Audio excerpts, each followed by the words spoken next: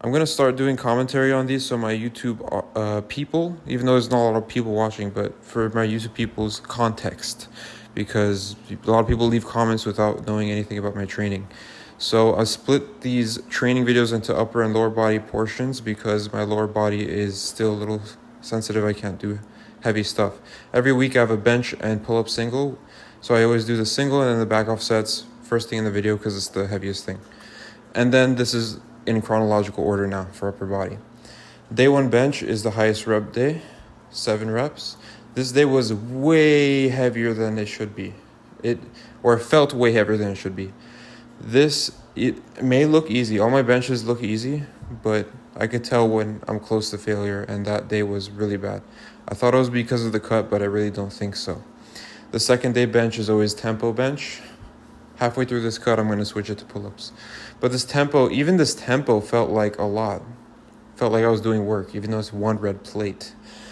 But really, the most exciting part of it is the arm training. This is the most interesting part of my upper body training. I added a second tricep exercise every time. This isn't spectacular. I do regular push downs. I've been doing that for months and years. But I added a second tricep exercise to each tricep day.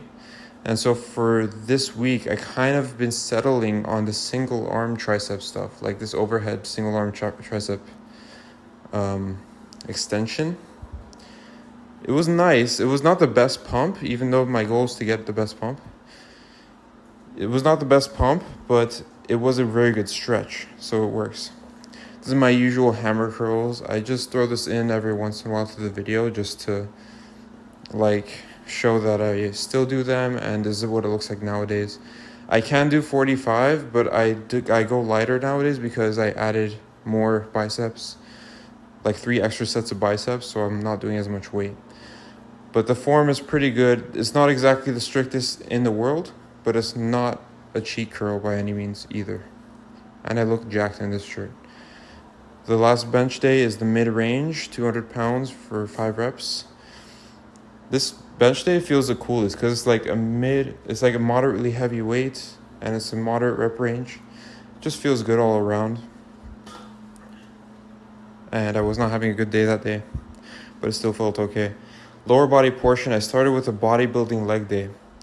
This is because like I said, my back is so sensitive, so I could use a bodybuilding leg day, limit the axial loading, get more out of less weight.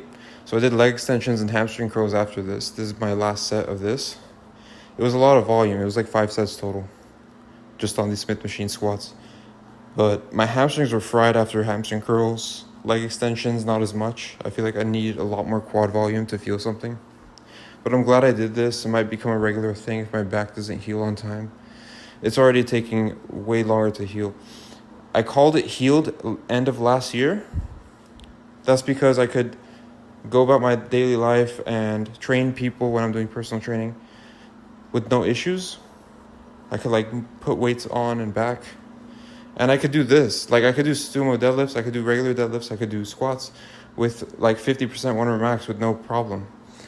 But it's still sensitive. I can't go anywhere past these weights. This is right at the limit.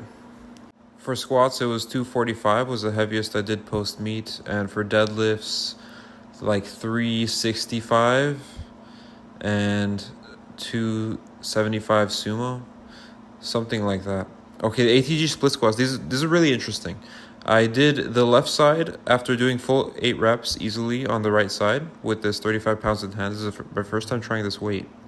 And then the second rep felt like a freaking 1 rep max. I just had to stand there what the hell. So I took all the weights off the loadable dumbbell. So it's 15 pounds per hand now.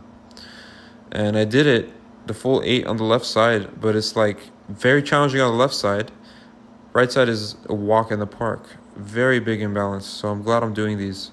Even if it's not even fixing, it did fix my hip issue. But even if it's not contributing to fixing the back, it's building healthier hips and quads, fixing the imbalance. So it's a very good addition to the program. I'm going to continue to do these regularly. What was I going to say? Oh yeah, about the back injury.